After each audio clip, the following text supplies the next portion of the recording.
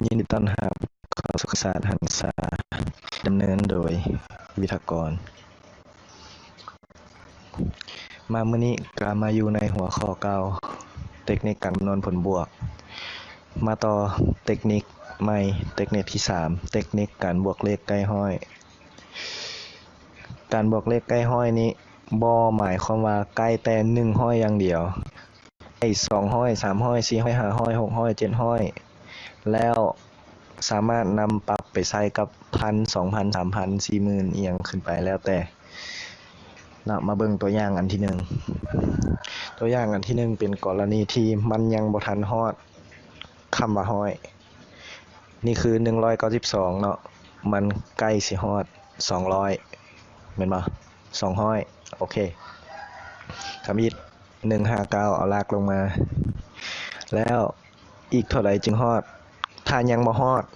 200เนาะให้เป็นลบมันยังบ่ฮอด8แม่นบ่ให้เป็นลบก็จะกลายเป็น200ลบ8เนาะแล้วเอา159บวก200นี่คือเอา2กับ1บวกกันแล้วจบเป็น359แล้วต่อมาก็เอาลบ8ลงมาคือเก่าได้คำตอบเป็น351เนาะคำตอบใส่ตัวอย่างอันที่2กรณีมันกลายบัดนี้230บวก203เห็นว่า203นี้มันกลาย3แม่นบ่ถ้ากลายให้บวกนี่คำตอบ2 3 4ลงมาคือ9บวก